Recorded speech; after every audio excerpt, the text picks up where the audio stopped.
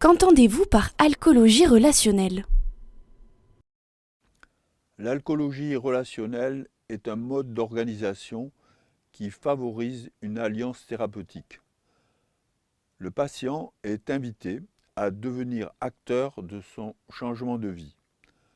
Il bénéficie d'un cadre associatif avec une diversité d'approches psychothérapiques, une mutualisation de ressources culturelles. L'alliance thérapeutique suppose une lecture convergente de la réalité addictologique. Cette convergence suppose un effort de connaissance. Pouvez-vous expliquer? Les soignants de l'équipe travaillent en lien avec des aidants, c'est-à-dire avec des personnes devenues sobres du fait du soin. Ils se retrouvent au sein de la même association de réflexion et d'entraide. L'hospitalisation brève ou HBA est un temps fort dans notre approche. Elle renvoie à des caractéristiques et à des contenus précis.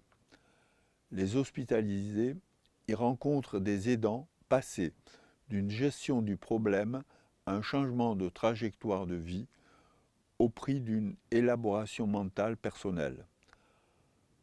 Les HBA interviennent dans un établissement qui accueille des pathologies somatiques dont une part est déterminée ou aggravée par l'addiction. L'activité alcoologique crée les conditions d'une addictologie de liaison, favorable à l'expression des problèmes d'ordre addictif, y compris dans le secteur obstétrical. Comment s'opère la mutualisation des ressources culturelles?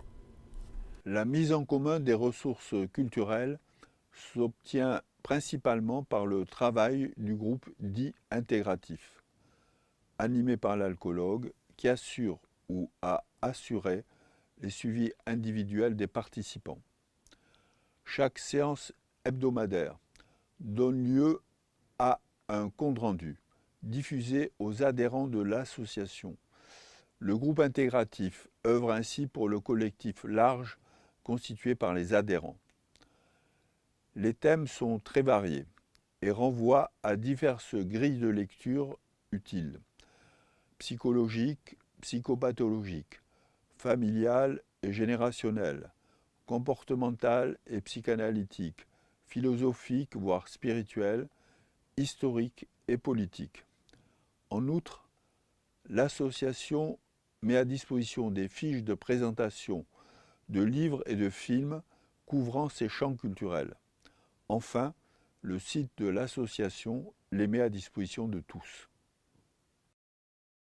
Tout le monde peut le suivre? Et comment cela se passe-t-il sur le plan financier?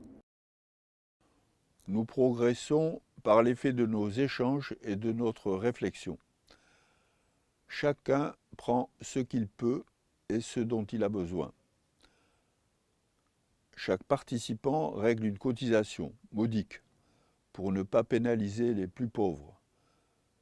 Le statut d'intérêt général permet des dons, en bonne partie déductibles des impôts.